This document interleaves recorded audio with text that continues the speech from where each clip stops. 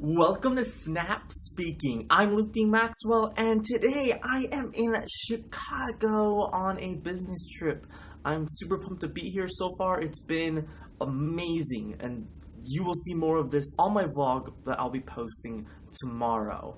But for right now, we're going to wrap up the introduction of a speech. Can you believe it's taken us an entire month just to go over the introduction?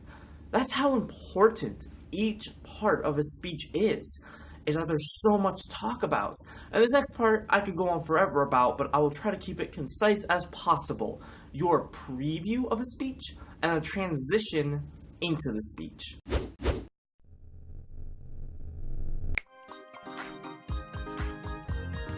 So we've already gone through the introduction with the hook, with credibility, with defining your topic, and now when we come to the end, we preview what we're going to talk about. We give our audience a roadmap to say, this is what I'm going to be covering, that way you can follow along. Because otherwise, I know we've all been there, is where we're just completely lost. And we have no idea where we are in the speech, and we're kind of wondering, when is this going to be over? So when we're looking at our preview, short and simple is always best, especially because your introduction is already probably going to go long. We don't want this part to drag on. So what I do with my preview is I smoothly just go into it from my credibility. And I say something along the lines of, and because of my experiences, I'm going to now share with you what depression is. I'm going to walk you through my story so you can get a good feel of what it's like to be depressed. And I'm going to prove to you that it's not all doom and gloom. There is hope out there, and you can overcome this. That's how I give my preview. So, I don't know, maybe you could tell me my 3 main points of my speech. What is depression and the symptoms, my story, and overcoming this. See how that works? It's very smooth, it's natural, but it lets people know where they are in the speech so they don't feel lost. Once you do that, you go into your transitions. Now, transitions are one of the simplest parts of a speech, but the part that so many people get wrong. It's not that hard. You review what you talked about. So, especially during in between main points, you'll say, okay, I just shared with you about this, and I'm going to share with you about this. It's very simple. Many people don't even get that part. But when they do, they literally just say, I'm going to share with, I just told you about bunnies, now I'm going to tell you about rabbits. Like, it takes you out, it takes you out of the narrative of the speech. It's almost kind of like meta movies that reference the director and the actors. There's one in particular I think you can tell that I'm thinking of. It jars you out of the speech. You want smooth transitions.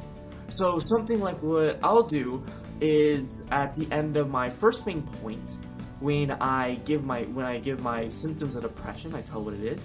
Now that you know what depression is, I know it can be hard to really visualize what it is and to really understand it emotionally. So here's my story. And you see how I just transitioned from one point to the other. And something like in the introduction, I'll just go straight from, okay, you know, and I'll go my preview. So at the end of my preview, I'll say something along the lines of, and there is hope out there. I did this, and so can you. But what is depression exactly? And then I go into my first main point. You see, you want smoothness throughout your speech. Of course, you can jar people and use those kinds of things for comedic or for effect. But for the most part, I want you to keep your speech smooth. One thing goes smoothly into another. It's designed that way. Speech works that way. If all of a sudden I start talking to you like, oh, there's a building. Oh, you want to go into the building?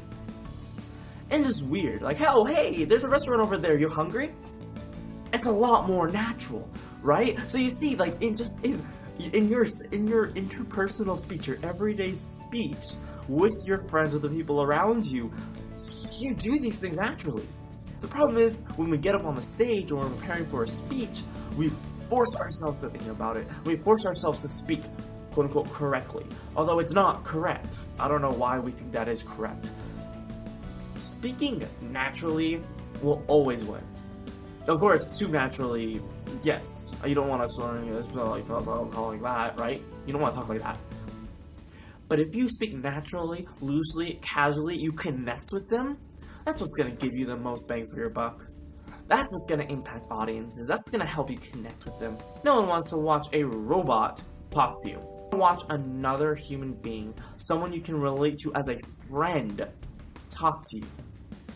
Think about the best speakers you've ever heard. Tony Robbins, some other speakers. He's, of course, the first one that comes to mind. He makes you feel like he's your friend.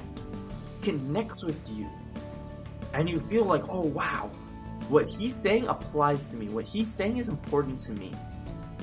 And he didn't do that through what he said. He did it through how he said it. Thank you guys for watching this segment of Snap Speaking. Make sure that you are commenting with what you want me to talk about next, especially in regards to communication. Hit that subscribe button, and I will be back with you next week for another episode of Snap Speaking. Being ashamed? Staying ashamed.